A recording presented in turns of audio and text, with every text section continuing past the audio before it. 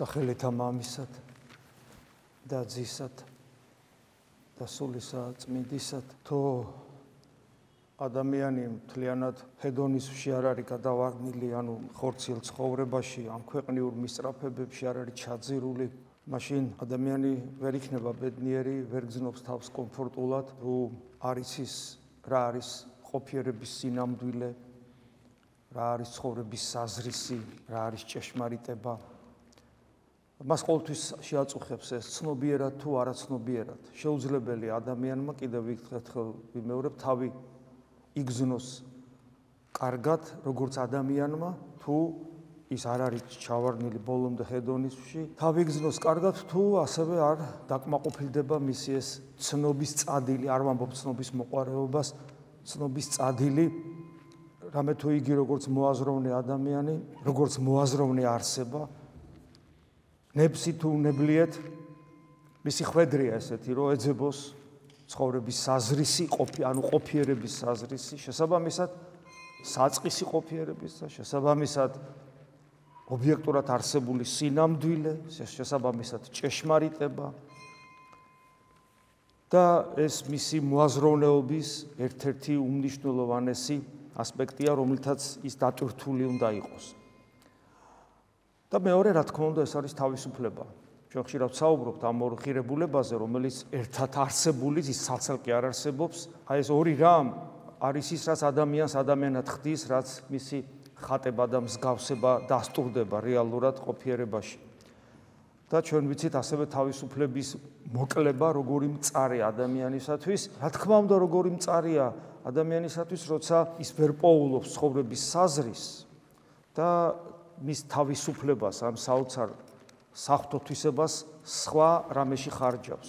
და ჩვენ ვიცით ეს საკუთარი გამოცდილებიდანაც, როცა აღფრთოვანდება ადამიანი რაღაცა მიმართულებით და მერე ის დასრულდება, მერე მეორე მიმართულებით აღფრთოვანდება, ის დასრულდება. ყველა შემთხვევაში, როცა იმ სინამდვილით, რომელიც ყოფიერების საწყისია, როცა იმ სინამდვილით, რომელიც ტრანსცენდენტული არ არის დაკავებული ადამიანი, არამედ დაკავებულია მიწიერით, რა გვემართება ხოლმე ჩვენ და როგორი იმედგაცრუება გვეუფლება. ეს ჩვენ გამოცდილი გვაქვს, ვიცით, რაც არის, მაგრამ რა თქმა უნდა, საშინელება, როცა ადამიანი ასე დაამთავრებს ცხოვრებას და როცა ადამიანი ისე გაივლის თავის წუთისოფლს, რომელიც მისთვის კუთვნილია, რომ რაიმე ღირებული, რაიმე არსობრივი ცვლილება არ მოხდება. ეს არის კატასტროფა, რა თქმა უნდა. და როგორც ქრისტიანებმა უნდა გავაცნობიეროთ, რომ ეს პრობლემა, რომელიც ზოგადად ყველა ადამიანს გააჩნია, იმას არ ნიშნავს, რომ ჩვენ ამისგან თავისუფლები ვართ. ჩვენ რომ აი ამ პრობლემისგან გავთავისუფლდეთ, ანუ იმ პრობლემისგან, რომ არა ჭეშმარიტებას, არა ობიექტურ არსებულ სინამდვილეს, არამედ უბრალოდ მიწიერი საგნებით დავკავდეთ ხოლო, ამ პრობლემიდან რომ გავთავისუფლდეთ, უბრალოდ ჩვენი რელიგიურობა საკმარისი არ არის, ჩვენი ეკლესიაში ყოფნა ნომინალურად საკმარისი არ არის, ჩვენი აღსარებლობა და მაზიარებლობა საკმარისი არ არის, ჩვენი მლოცველობა, წმინდა წერილის კითხვაც საკმარისი არ არის, აბა რაღაა საჭირო ადამიანი იკითხავს, ხარისხობრივი ცვლილება არის საჭირო. რასაც უფალი ცეცხლს უწოდებს. უფალს შეიძლება ეთქვა რაღაც სხვა რამე. სადაც რომელსაც უფალი ცეცხლს უწოდებს, უფალი ამბობს, უნდა გულმხურვალენი ვიყოთ, სულ თუ ელთბილნი ვიქნებით, ეს როგორი დამღუპელია ჩვენთვის. სხვანაირად შეუძლებელია აი ამ ჩაკეტილობიდან ამოსვლა. გამორიცხული ადამიანი ამას ვერ ახერხებს, როცა ადამიანი აი ამ გულმხურვალებით იწყებს ცხოვრებას და ღმერთს აძლევს შესაძლებლობას, ნებას, რომ მის გულში ეს ცეცხლი აინთოს, აი მაშინ უკვე ღმერთის ეხმარება. ჩვენ უნდა დავანახოთ უფალს ჩვენი რწმენის ნამდვილობა, რომ ეს სასიცოცხლოდ უმნიშვნელოვანესია ჩვენთვის. რომ ის გარეშე ჩვენ არ შეგვიძლია ყოფნი. და აი აქ, აი ამ საქმეში, რა თქმა უნდა, მნიშვნელოვანია ის ნიჭები, რომელიც ღმერთმა მოგცა, მაგრამ უნდა გვახსოვდეს, რომ ჩვენ მარტო ვერაფერს ვერ შევძლებთ, ამაზე ჩვენ სულ საუბრობთ ყოველთვის, რა თქმა უნდა, მაგრამ ამას ჭირდება მუდმივი შეხსენება საკუთარი თავის მიმართ, ადამიანს ავიწყდება და ადამიანი სულ იხიბლება საკუთარი თავით, საკუთარი ნიჭიერებით, საკუთარი შესაძლებლობებით, საკუთარი რელიგიურობით, ზნეობით და ასე შემდეგ. ამიტომაც აი დღესაც კორინთელთა მიმართ ეპისტოლეში კიდევ ერთხელ პავლე მოციქული, ეს პირველი ეპისტოლეა კორინთელთა მიმართ, იხილეთ ჩინებულება ეგე თქვენი, ანუ თქვენი რჩეულება. რატო ხარ რჩეული? იმიტომ რომ ქრისტემ მოგიწოდა. იმიტომ რომ ღმერთმა მოგცა ნამდვილი ჭეშმარიტი რწმენა.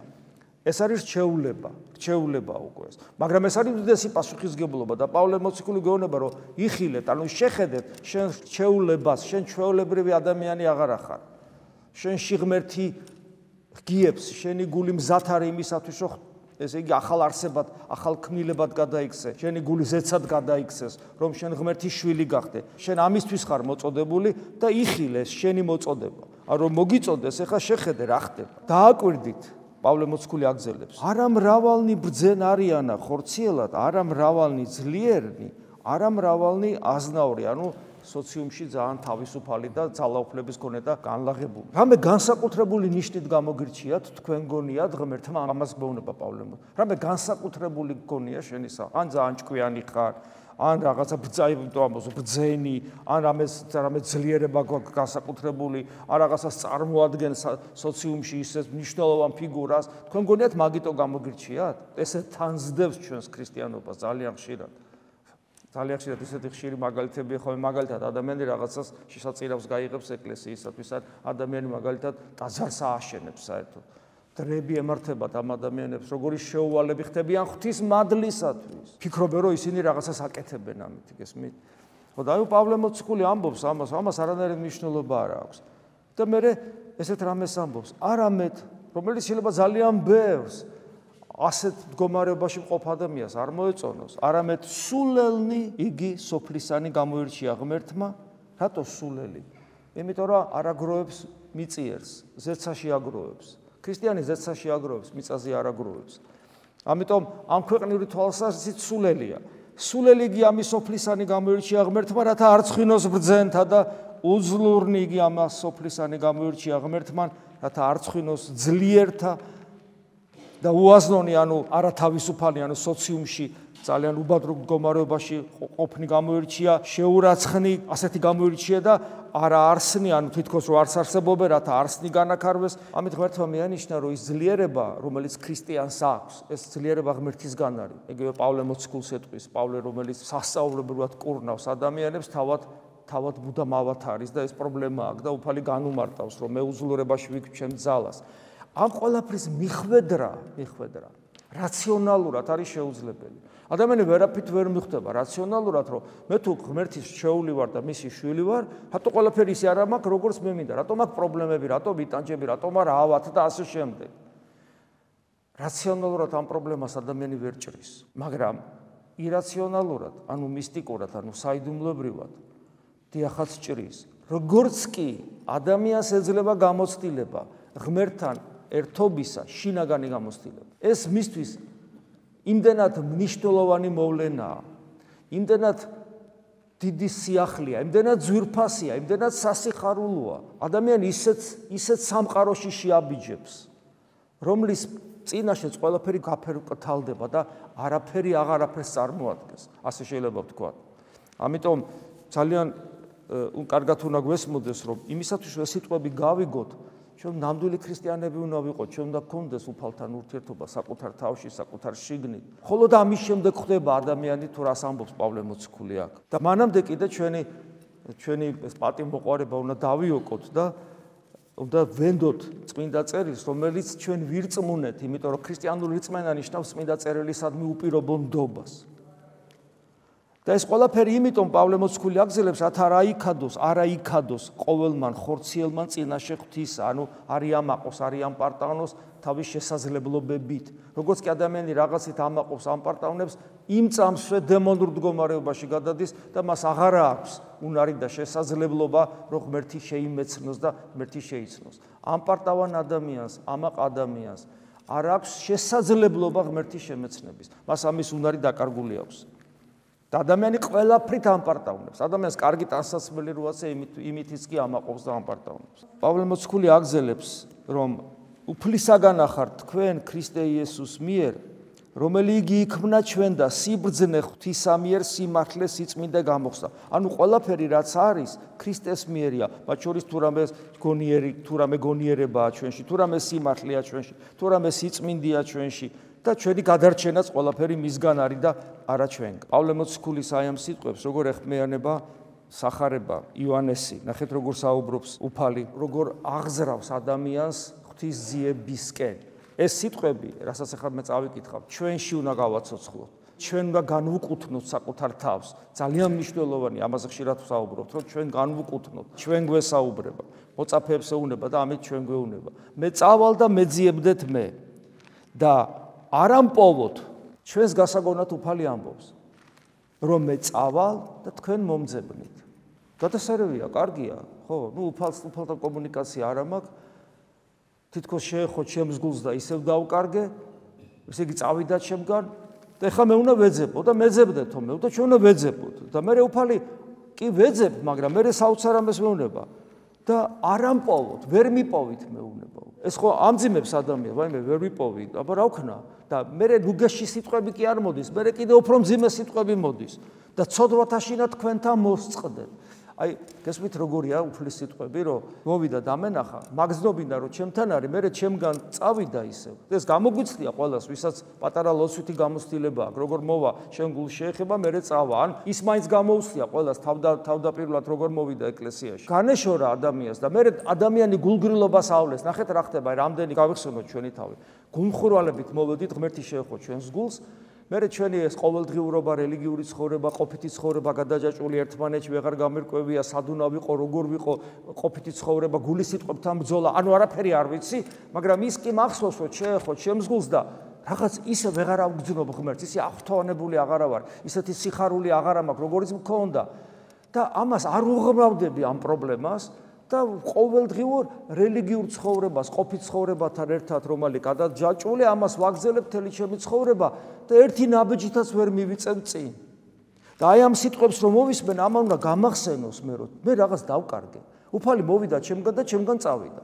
ჩემგან რომ წავიდა, მე თან მითხრა რომ ეხლა შენ მოინდომებ, მე მეძებო და ვერ მიპოვი. და რო ვერ მიპოვი, შენ ცოდვაში დაიღუპები, ცოდვათაშინა მოსწყდები. და მე კითხვას დავსვავრო. კი ბარა, თუ მოვძებნე და ვერ ვიპოვე და თუ არც მომიძებნია, ან თუ ვეძებ და ვერ უპოულობ და რთულია მაძიებელი ადამიანისათვის უფლის პოვნა. თუ არც ვეძებ და არც ვიცი რა როგორ ვეძებო, უბრალოდ რელიგიურ ცხოვრებას ვეწევი. და თუ მაძიებელი ვერ პოულობს და ცოდვათაშინა მოსწყდება, მე რომ არც ვეძებ, რა დამემართება და ეს სიტყვები ადამიანს უნდა აფხიზლებდეს და აშინებდეს. ეს შიში ღვთისა რასაც ქვია, რომ ღმერთი არ დავკარგო, ვიცი რომ არის და არ დავკარგო. ჩემგან წავიდა ვერ პოულობ. მე უფალი აგზელებს და ვიდრე იგი მე მივალ, ანუ სადაც ნიშნავს, სადაც იგი მე მივალ, თქვენ ვერ ხელგეწიფების მოსვლათ. ანუ ეხლა მე დიაგნოზს მისვავს. იცი რატო ვერ პოულობ მე თეოდორე? ჯერ არც მეძებ. და მე ამ სიტყვები იმიტომ გითხარ, რომ გამოფხიზლდე, რომ უბრალოდ მექანიკურად კი არ იმეორო ლოცვის სიტყვები და მექანიკურად კი არ გააღოპერი და სიწმინდეს მექანიკურად კი არ ეზიარო და ეკლესიაში ისე კი არ იდგე, რომ გონები სხვაგან იყო და სხეულით აქ იყო და ამ შემდეგ. არამედ გულმხურვალეთ მეძებე, ცეცხლი გქონდეს გულში. საკუთარი თავი მიუძღვენი, საკუთარი ცხოვრება მიუძღვენი უფლის ძიებას და მაინც ვერ მიპოვი. ამან უნდა გამომაფხიზლოს და რატო ვერ გიპოვი, უფალო? კაი, არ გეძებდი და ახლა დავიწყებ ძიებას და რატო ვერ გიპოვი? და ახლა მეუნება, იმიტომ რომ ვერ ხელგეწიფების მოსვლად, იმიტომ რომ არ შეგიძლია. შენი შესაძლებლობების მიღმაა ეს თეოდორე მეუნება. ანუ კიდევ უფრო მეტად მაფხიზლებს, კიდევ უფრო მეტად მობილიზებულს ხვდის, რა თქვია ჩემი შესაძლებლობების მიღმა? აბა რომ მოხდი ჩემთან და დამენახე ახლა რა ვქნა? გესმის, ადამიანი შევიწროებული უნდა აღმოჩნდეს. წმინდა წერილს აქ ეთვისება, გამოგაფხიზლოს, გამოგაცოცხლოს, როგორც ხშირად ვთქვა, სივიწყალი გადაგასხა, სილა გაგაწნას და გამოგაღვიძოს, როგორც პავლე ამბობს, ნუ გძინავსო. ნახეთ რა სიტყვებია და ეს ჩვენ გვეხება. რა, სასიამოვნო სიტყვებია? მე ეჭვება, სასიამოვნოა. ეხლა ესე ინტერესით ვამბობ. აი გარდაცვალების წამი რომ მოვა, მე ეს სიტყვები სასიამოვნო არ იქნება. იმიტომ რომ ჩვენ ორი რამ გველოდება, ან მარადიული დაღუპვა, ან მარადიული სიხარული. მარადიული სიხარულით უნდა აფრთოვანებული ცხოვრობდე და ისააკასური ამბობს, რომ სულ დღე და ღამ უნდა ფიქრობდე მარადიულ სიხარულზე, რომელიც გელოდება. სულ ლოცვის დროს, საქმის კეთების დროს, ჭამის დროს, რო გძინავს მაშინას ამაზე უნდა ფიქრობდე, ძილის დროსაც, მარადიულ სიხარულზე, რომელსაც ღმერთთან ყოფობა ქვია, ამან შენი ცხოვრება უნდა აღავსოს თლიანად, შეავსოს თლიანად. და აი, მაგრამ უცებ აი ესე იგი მეუნება რომ შენ არ შეგიძლია ჩემთან მოხვიდე. ეხლა მე აგზელებს და ეთყოდა მათ იესო მათ და მე მეუბნება ამით მე მეუბნება. რატომ? იმიტომ რომ თქვენ ქვეყანისაგანი ხართ. თეოდორე, იმიტომ არ შეგილია, იმიტომ არ ხელგეწიფებით ჩემთან მოსულ რომ მიწიერი არსება ხარ. მიწიერი. ხოლო მე ზეცისაგანი ვარ, რა, ჩემთან გინდა ყოფნა, მაგრამ შენ რომ მიწა გიყვარს, სიყვარული ამასოფლისა გაიხსენეთ რა წერას ამბობს მოციქული, სიყვარული ამასოფლისა ტრობაა ღვთის. გესმის? ნახეთ როგორი მდგომარეობა, ამ სოფელში ვარ. და ამ სოფლის სიყვარული ღვთის ტრობაა და მე რომ მიყვარს ეს სოფელი, ჭამა მიყვარს, მამიყვარს, ჩემი მიზნები მაქვს, ჩემი გეგმები მაქვს, ჩემი ამბიციები მაქვს, ჩემი პატივმოყვარეები მაქვს, რომ აქებენ მომწონს, რომ აცაგებენ არ მომწონს. გესმის? სულ ამ ქვეყნიურად მომწონს, ჩემი სახელი, ჩემი პატივი, ჩემი დიდება, რა ვიცი, რა არ მომწონს. ჯანმრთელობაც მინდა, დიდხან სიცოცხლეც მინდა, გემრიელი საჭმელი, ყველაფერი მინდა მე. ყველაფერი მინდა. და მიყვარს ეს ადამიანი არა, ადამიანი მაინდამაინც არა, იმიტომ რომ ყველა ადამიანი რას მე ჩამოვთვალე, ადამიანი ამას ემუქრება. გესმით, ჩემ პატივმოყვარეობას, ჩემს ეგოიზმს და ასე შემდეგ. ქვეყანისაგანი, ხოლო მე ზეცისაგანი ვარ, თქვენ ამის სოფლისაგანი ხართ, ხოლო მე არა ამის სოფლისაგანი ვარ. ხაზგასმით თავისა და ჩემ შორის ქრისტე ბარიერს მიშენებს. კი არ მიშენებს, ამ ბარიერს მაჩვენებს. ეს ბარიერი არსებობს. გარქუ თქვენ ხა აგზელებს ვითარმეთ მოსწყდეთ ცოდვათა შინა თქვენთა შენ რომ მიწისა ხარ და მე რომ ზეცისა ვარ უფალი მეუნება შენ რომ ჩემთან ყოფნის უნარი არა გაქვს ეს ნიშნავს რომ შენ ცოდვაში ხარ ეს არის ცოდვა კიდევ ერთხელ მახსენებსო ეს ნიშნავს რომ მოსწყდები ანუ დაიღუპები შენს ყოფიერებას შენს სიცოცხლეს და შენს თავისუფლებას რეალიზება არ უწერია და გადახოლ მარადილ სიკვდილში კიდევ ერთხელ მახსენებს და აი აქ შემოაქვს იმედის სიტყვები. ეს ყველაფერი მოხდება უკვე ანუ თუ არ გწმენეს ჩემი. იმედი შემოვიდა. ანუ რა იმედი, რომ ეს ყველაფერი საშინელება დაგემართება, თუ ჩემი რწმენა არ გექნება და აი აქ ადამიანს უხარია. ვა, როგორ არა მე ხომ წამს იესო ქრისტე კაცო. გადავრჩენილ ვარ და ეგ არის. და აი აქ კიდე ერთ სიტყვას ამატებს. რამე თუ მე ვარ. აი ეს რამე თუ მე ვარ, არის ის რის გამოც ადამიანები ვერ ახერხებენ იყვნენ ქრისტიანები. იმიტომ რომ რამე თუ მე ვარ, ეს არის galaktikების შემოქმედი დამიდგა წინ. რამე თუ მე ვარ, ეს არის ის რომ galaktikების შემოქმედმა ჩემნაირი ხორცი მიიღო. ეს არის მე ვარ ის რომ galaktikების შემოქმედმა აიღო და ჩემნაირი ხორცით ყველა ჩემი ცოდვა ჯვარზე მოკლა. და ამით galaktikების შემოქმედმა თავისი ტკივილით მე უდიდესი პასუხისგებლობის წინაშე დამაყენე და მითხრა რომ ეხლა შენ მე უნდა გამომყვე მე გოლგოთაზე უნდა გამომყვე მე შენი ჯვარით მე შენ ჯვრისგან არ გათავისუფლებ შენი ჯვრით უნდა გამომყვე მე გოლგოთაზე აი ამ პასუხისგებლობის წინაშე დამაყენა იესო ქრისტე ყოველდღიურობაში ყოველწამიერებაში ჩვენს ლოცვაში ჩვენს ზიარებაში და აი ეს რომ მე ვარ აი ამ რწმენის დეფიციტი ქმნის პრობლემას.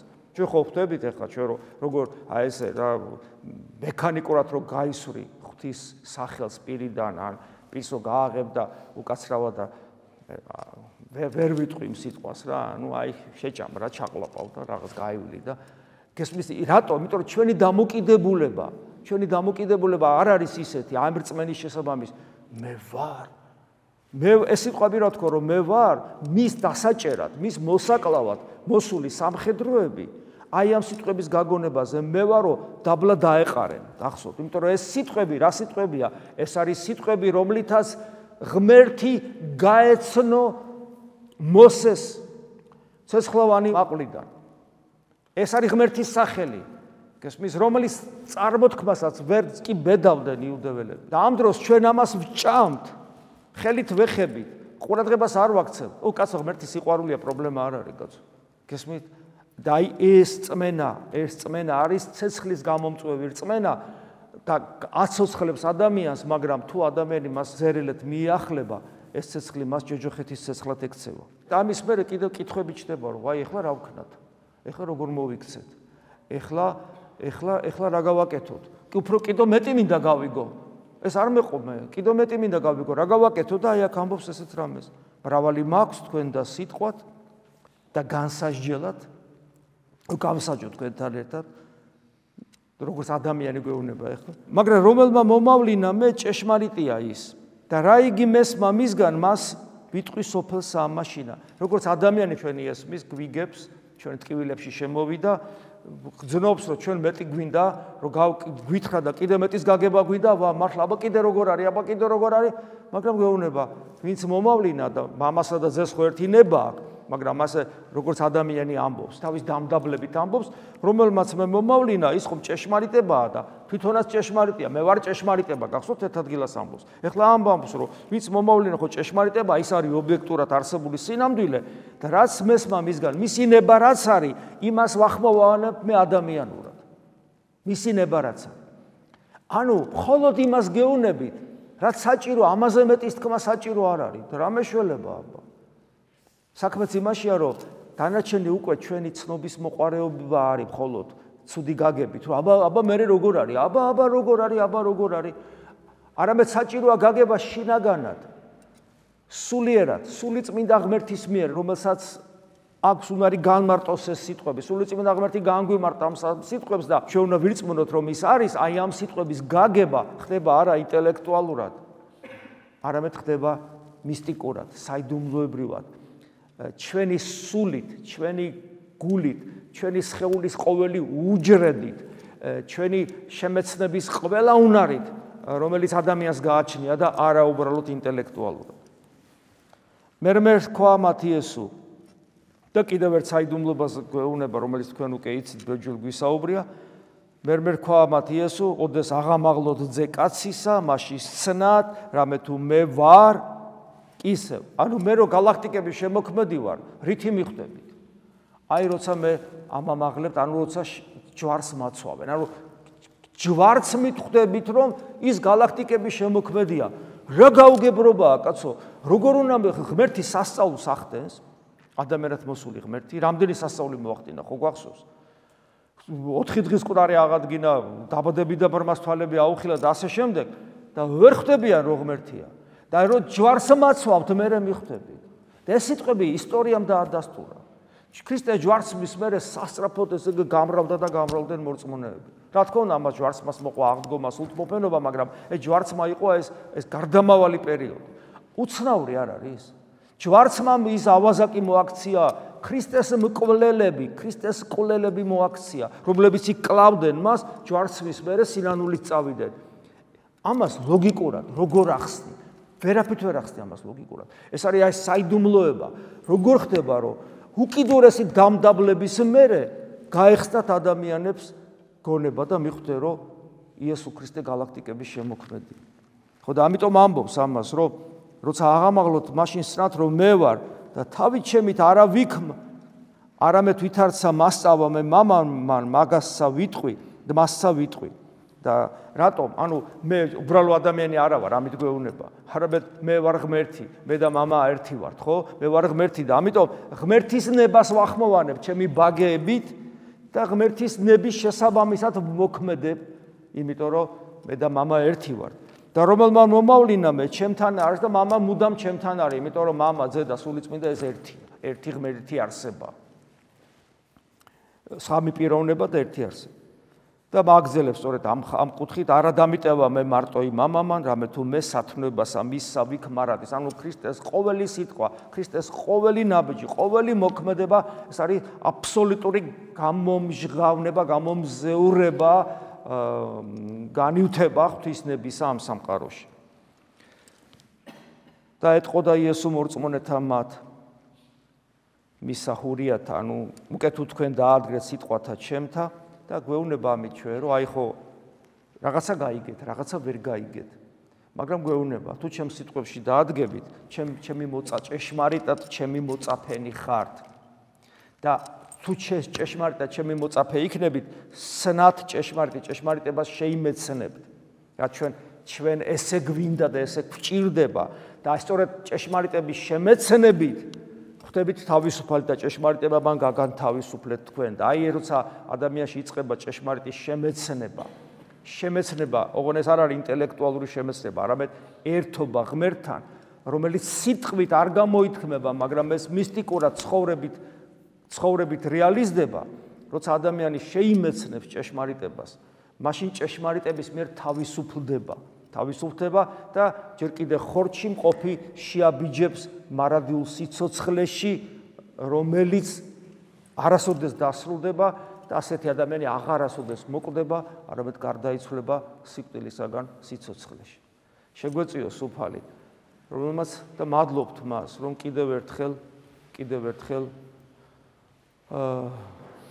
გაასწორა ის ვექტორი ჩვენი ცხოვრებისა, საიდკენ უნდა ვიყურებოდეთ, საიდკენ უნდა მივდიოდეთ და როგორ უნდა ვიმუშაოთ საკუთარ თავზე, რომ იმ თავარ გზას, რომელსაც იესო ქრისტე ქვია, არ ავწდეთ და თავი არ დავიღუპოთ. ჯარი გწელია ყველას. მადლი უფლისა ჩვენისა იესო ქრისტეს და სიყვარული ღვთისა და მამის და ზიარება სულისა წმინდისა იყოს თქვენ ყოველთა თანა. ამინ.